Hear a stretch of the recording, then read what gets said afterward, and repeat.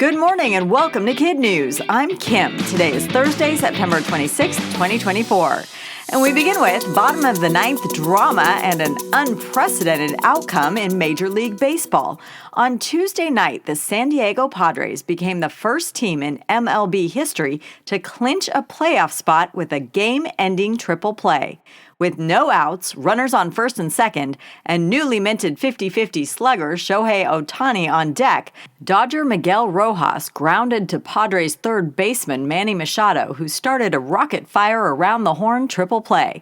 As San Diego manager Mike Shildt told reporters after the game, "You couldn't script that any better." According to ESPN, it was only the third triple play to end a game in the past 30 years, and the first time the Padres have made the playoffs since the COVID-shortened season in 2020. Hurricane Helene is now just hours from arrival in Florida. At the time of this recording, AccuWeather forecasters ramped up their warnings, predicting the storm could make landfall tonight as a catastrophic Category 4 with winds of 130 to 156 miles per hour. Experts say the worst of Helene could be a storm surge reaching 20 feet in some places. In preparation, millions of coastal residents were urged to evacuate. The airport in Tampa planned to close at 2 a.m. this morning until further notice, and even north in Atlanta, Georgia, baseball execs postponed last night's and tonight's Mets-Braves games until Monday. Other states also have cause for concern. According to USA Today, Helene could undergo what's called a Fujiwara interaction with another storm over the Ozarks in Arkansas, which happens very rarely when two storms combine, then rotate around a common center. That means heavy rains could linger across portions of the Mid-South and Ohio Valley for several days. Coca-Cola's new permanent flavor has gone flat. The soda company says it's pulling its new spiced cola just months after it hit the shelves, despite billing it as a new permanent product. Coca-Cola did not give a specific reason for the decision, but CNN reports it may have been due to lackluster sales and confusion about the flavor, as it wasn't actually spicy. Spiced was launched in February as a blend of traditional Coke with hints of raspberry. The hope was that it would attract Gen Z buyers who are turning to drinks with punchier flavors like Olipop and Poppy. 2 summits in 2 weeks in New York City, and they couldn't be more different. World leaders are gathering at the United Nations General Assembly this week to address global challenges.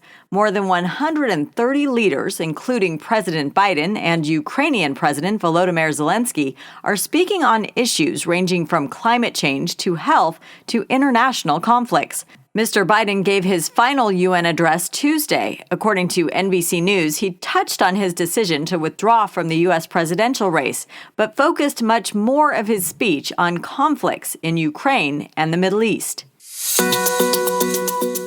Across town, conflict of another kind was the focus of the first ever National Urban Rat Summit. Mayor Eric Adams hosted the event last week, and according to CBS, invited a rat pack of health officials and pest control experts from around the country to discuss ways to win the city's war on rats. Let's figure out how we unify against what I consider to be public enemy number 1, Mickey and his crew, Adams said. As we reported here on KidNuz, rats are a major problem in the Big Apple, even prompting the city to appoint a rat czar to come up with a strategy to send the rodents packing. Still ahead, ghost hunting and supernatural sleuthing at a library near you. But first, today's KidNuz quiz. When is Hurricane Helene expected to make landfall in Florida? Sometime tonight. What MLB team became the first in history to clinch a playoff spot with a game-ending triple play? The San Diego Padres. What is the name of the new Coca-Cola flavor the company says it is discontinuing? Spiced. Why did NYC Mayor Eric Adams convene a special summit? To come up with ways to rid the city of rats. In today's Kid News Kicker, want to be a Ghostbuster? Now's your chance. Libraries across the country are getting into the spooky spirit of Halloween by loaning out ghost hunting kits that include everything you need to carry out your own paranormal investigation.